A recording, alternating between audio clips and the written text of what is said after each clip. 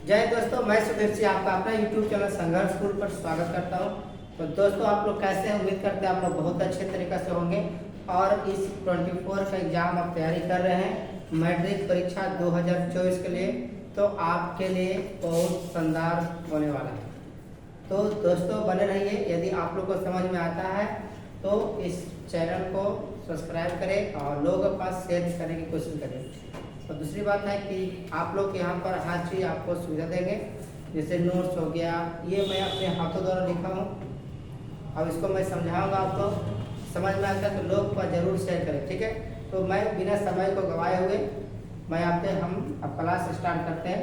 तो देखिए, बने रहिए हमारे चैप्टर पर, ठीक है। तो सबसे पहले हम आपको बताने वाले हैं श्रम, है ना। पहले देखिए, इस चैप्टर को हम पूरा लगभग आधा घंटा बनेगा और आधा घंटा में आप देखिएगा ऐसा फीलिंग हो जाएगा कि लगता है कि मैं क्लास में, ऐसा फीलिंग कर देगा आपको।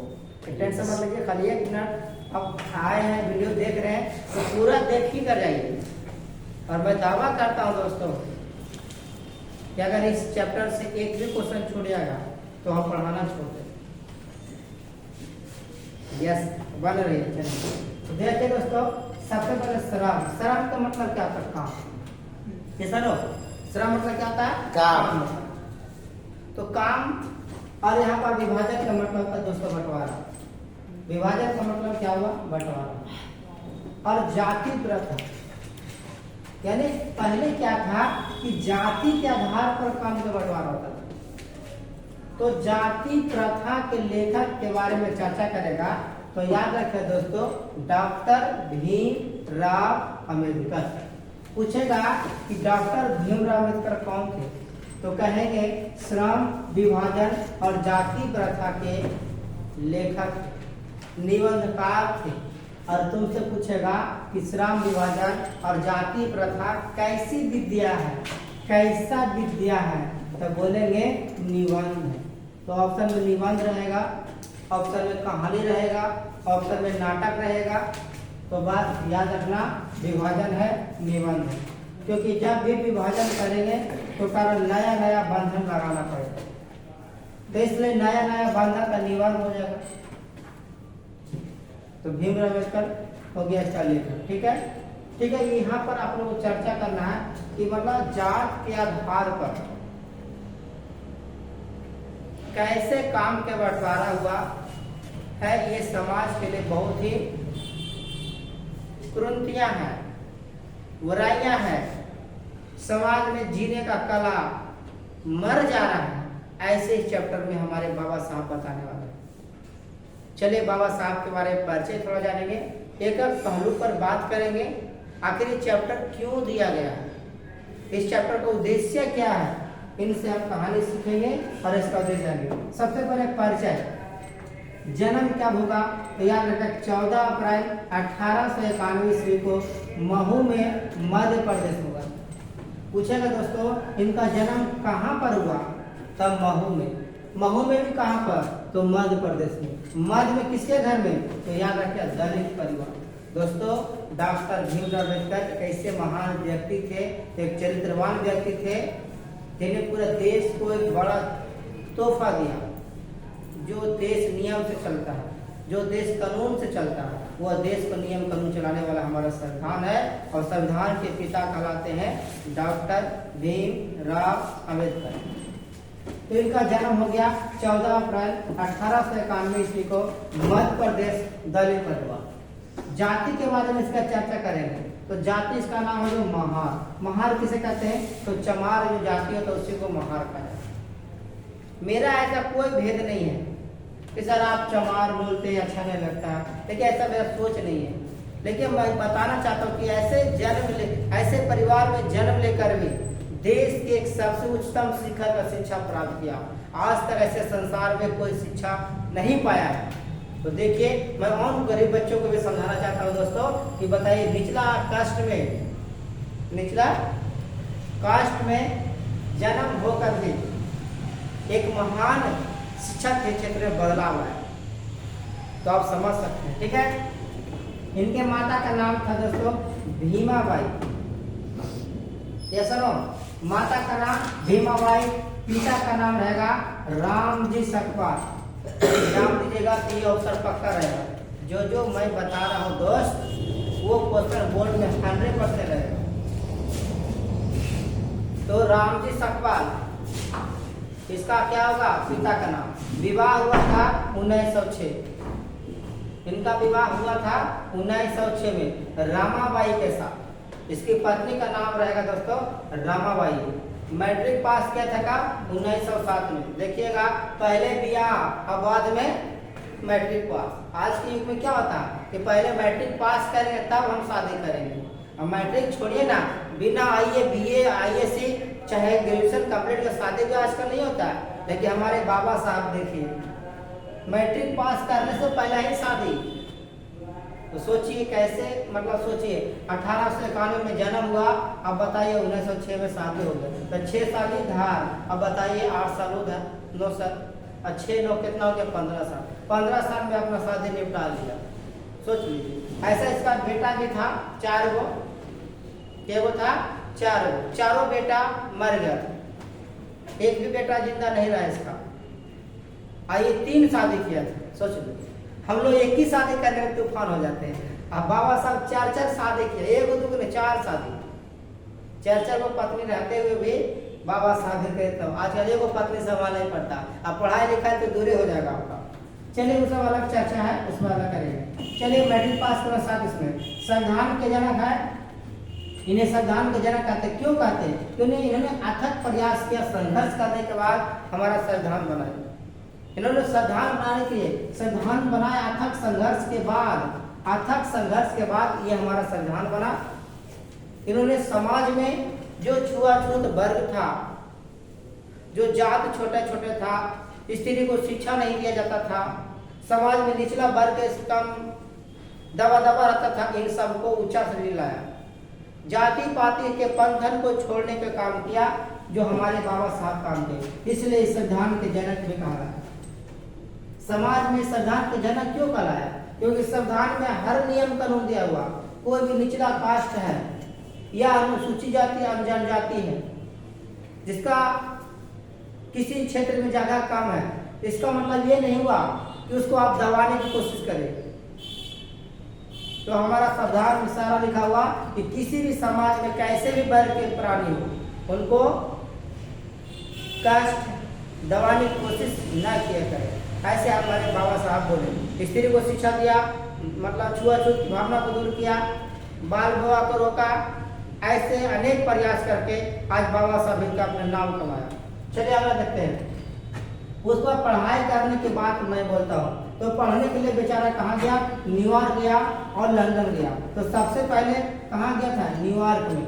न्यूयॉर्क कहाँ पड़ता है? अमेरिका में पड़ता है। उसके बाद कहाँ गया? लंदन में, उच्चतम शिक्षा प्राप्ति करने के लिए, हायर एजुकेशन प्राप्ति करने के लिए। एक उसके बाद कुछ देर बाद हमारे देश में रहकर बाबा साहब अमेरिका जो था वकालत भी किया। जब वहां से पढ़ के आया तो अपना देश में क्या किया? वकालत किया, वकीली भी लड़ा। सोच लीजिए। तो ये है। आइए इनका मृत्यु की बात करते हैं तो 1956 ईस्वी में दिल्ली में हुआ। पूछेगा इनका मृत्यु कहाँ हुआ? तो दिल्ली में। कब हुआ?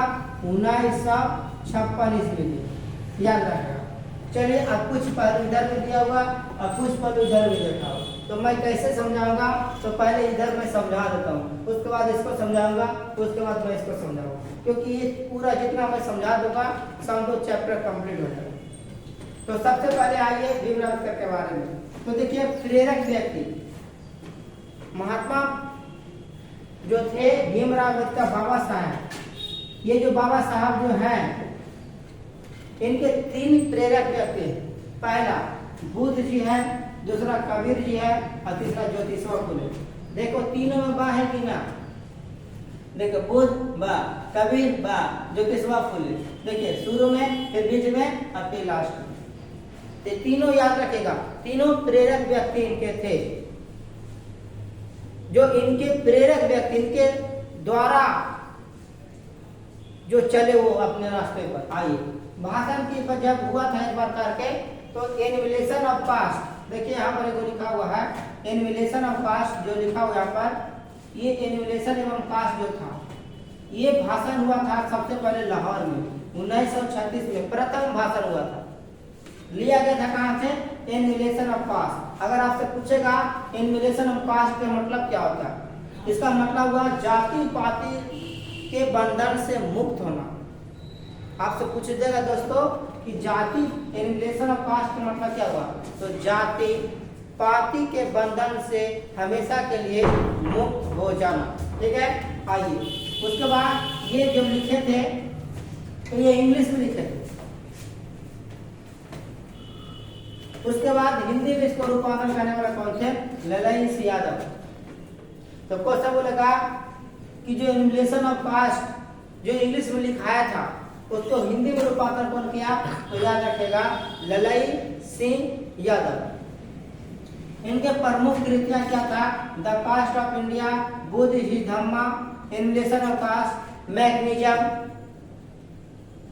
है ना, हु आर दूध, ऐसे अनेक प्रकार की रचना की इन्होंने। ठीक है, आइए इन्होंने 21 खंड प्रकाशित किया।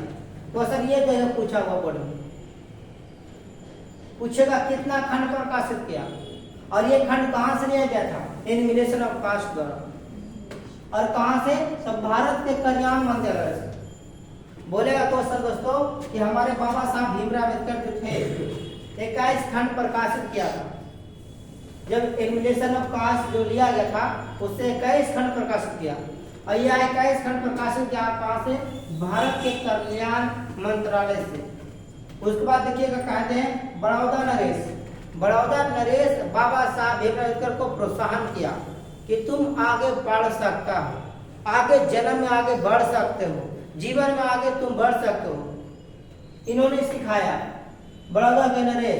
तो इनको प्रोत्साहन होने के बाद उत्तम शिक्षा प्राप्ति करने के लिए अमेरिका गए थे, और अमेरिका तक जाने के बाद लंदन भी गए पढ़ने के लिए, और लंदन में पढ़ाई किया बैरिस्ट्री का पढ़ाई, जो वकालत की पढ़ाई होता है।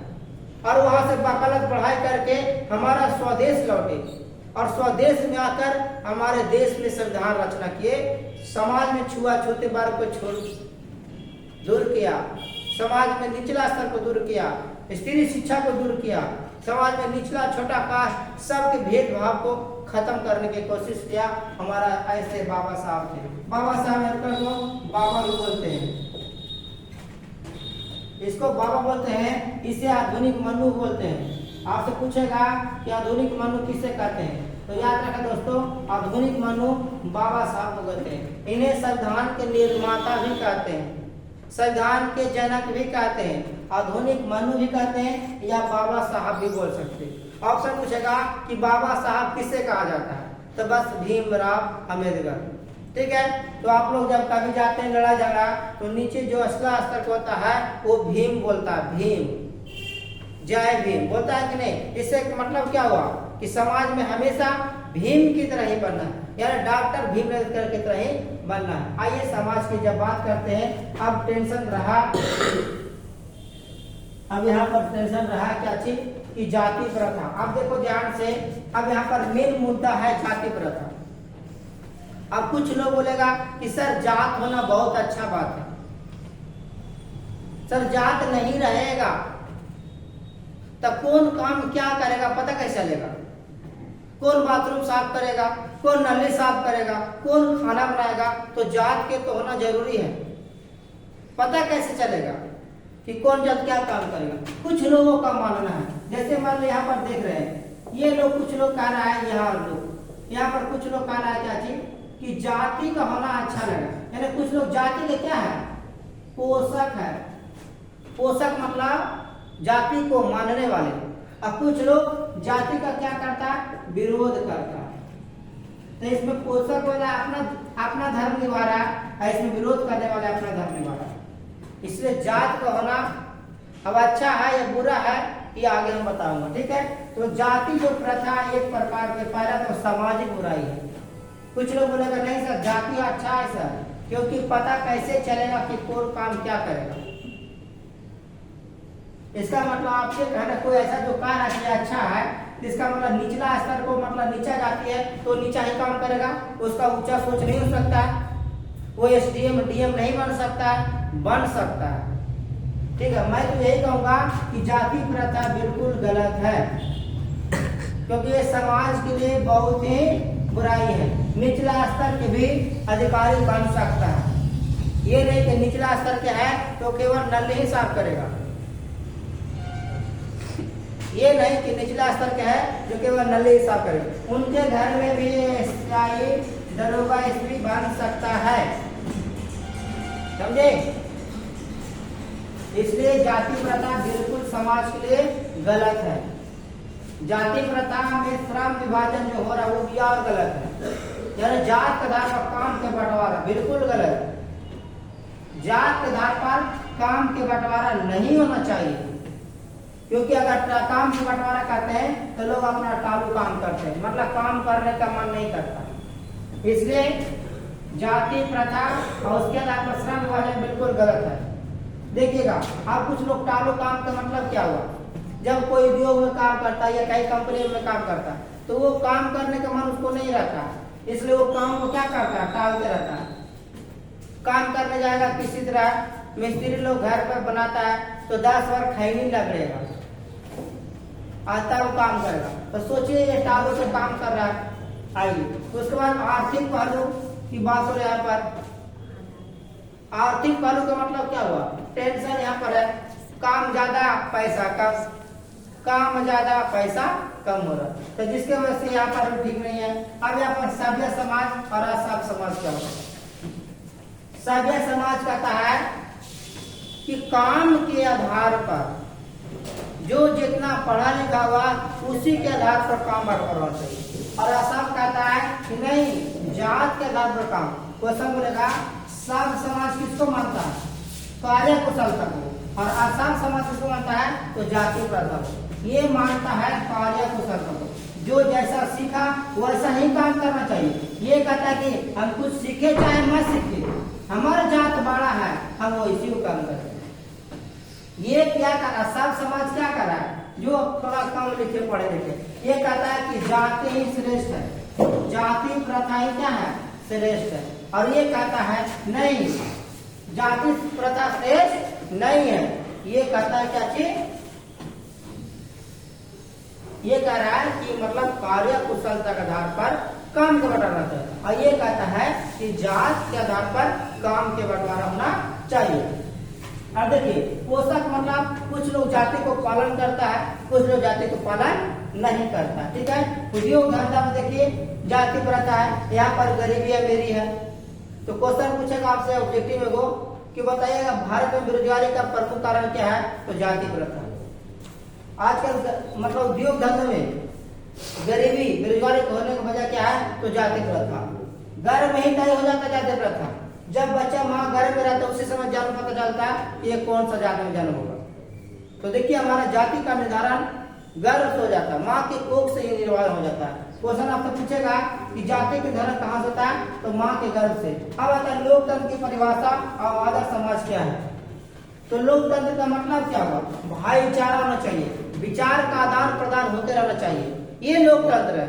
लोगों का हमेशा यहाँ पर वर्चस्व होना चाहिए, जनता का वर्चस्व होना चाहिए, इसी को हम लोग लोकतंत्र करते हैं। लोकतंत्र दिनचर्या का एक ऐसा रूप है जिसमें विचारों का आदान प्रदान हमेशा होते रहना चाहिए, यही लोकतंत्र है। और इसी को हम लोग आदर्श समाज बोलेंगे। आदर्श समाज का दूसरा नाम लोकतंत्र है। आदर्श समाज का मतलब क्या, जिसमें आपको समता होना चाहिए, जिसमें आपको स्वतंत्रता होना चाहिए, जिसमें आपका सामूहिक विकास, मतलब सबको एक जैसा विकास होना चाहिए। यह है हमारा आदर्श समाज, जिसमें भाईचारे का प्रेम हो, जिसमें स्वतंत्रता की बात हो, जिसमें सामूहिक विकास हो, जिसमें भाईचारा का भावना हो, ये आदर्श समाज है। और भाईचारा का दूसरा काम को क्या बोलते हैं, लोकतंत्र बोलेंगे, आदर्श समाज बोलेंगे, यह है समाज। तो इन समाज के बारे में सोचिए आप लोग, ठीक है। चलिए इधर देखिएगा, अब आता है समाज। समाज कहता है कि दो वर्गों में बांटा गया, एक जाति को मानने वाले, एक सब समाज को मानने वाले, ठीक है। तो ये एक आदर्श समाज मानेगा। आदर्श समाज मानेगा किसको, जो जैसा मतलब पढ़ाई लिखाई करेगा, जितना जो कैसा कार्य कुशलता करे, वही आधार पर वो काम करना चाहिए। और ये कहता है कि नहीं, जात के आधार पर काम होना चाहिए। ये गलत है, ठीक है। इसी कारण से भारत में बेरोजगारी का मुख्य कारण, ठीक है। और हिंदू धर्म की एक और मान्यता देखिए, हिंदू धर्म में एक और मान्यता दिया गया क्या, कि जो पिता काम करेगा वही तुमको काम करना, ये हिंदू धर्म की मान्यता है। और दुनिया में कोई ऐसा देश नहीं है, वह देश केवल भारत है, याद रखें दोस्तों, वह देश केवल भारत है जहां पर केवल जाति का भेदभाव होता है। और दुनिया में कोई ऐसा देश नहीं है जहां पर जाति का भेदभाव होता है। और हिंदू धर्म की मान्यता के अनुसार हमें पैतृक पेशा चुनने का आजादी देता है। अगर आप हिंदू धर्म के हैं तो वो पैतृक पेशा देगा चुनने के लिए, यानी जो पिता जो काम कर रहा है वही तुमको काम करना है। ये हिंदू धर्म की मान्यता के अनुसार हो रहा है, ठीक है। उसी प्रकार उद्योग रोजगार, अगर जात पात के हटा देते हैं तो हमको रोजगार मिलेगा उद्योग में, और अगर नहीं हटाते तो व्यवस्था का वहां काम करना पड़ेगा, मजबूरी में वहां तुमको क्या करना पड़ेगा, काम करेगा, जो हानिकारक प्रथा है। क्वेश्चन पूछेगा जाति प्रथा आर्थिक रूप से क्या है, तो हानिकारक नहीं है, इसलिए जाति का हमेशा विरोध करना चाहिए। कुछ लोग समर्थन करता है और कुछ लोग विरोध करता है। विरोध करना चाहिए लेकिन समर्थन नहीं करना चाहिए। समर्थन जो करता है वो समाज में अच्छा नहीं चाहता होगा, वो आदर्श समाज नहीं चाहता होगा, वो स्वतंत्र समाज नहीं चाहता होगा, वो लोकतंत्र नहीं चाहता होगा, ठीक है। ये है, विचारों का प्रवाह होना चाहिए। और इसका निष्कर्ष यही निकलता है दोस्तों कि हम लोग केवल जात पात को छोड़कर हमेशा बड़ा चीज के बारे में सोचेंगे। तो ये है हमारा जाति प्रथा, ठीक है। उसके बाद यहाँ से और भी एक वीडियो बनेगा जिसमें आपको रहेगा टोटल, ऑब्जेक्टिव रहेगा टोटल, और सब रहेगा सब्जेक्टिव। ये था पहला वीडियो, ये पार्ट नंबर 1 में है। अगला में ऑब्जेक्टिव देंगे और दूसरा क्या देंगे दोस्तों, सब्जेक्टिव, ठीक है। नेक्स्ट में मिलेंगे। जय हिंद, जय भारत।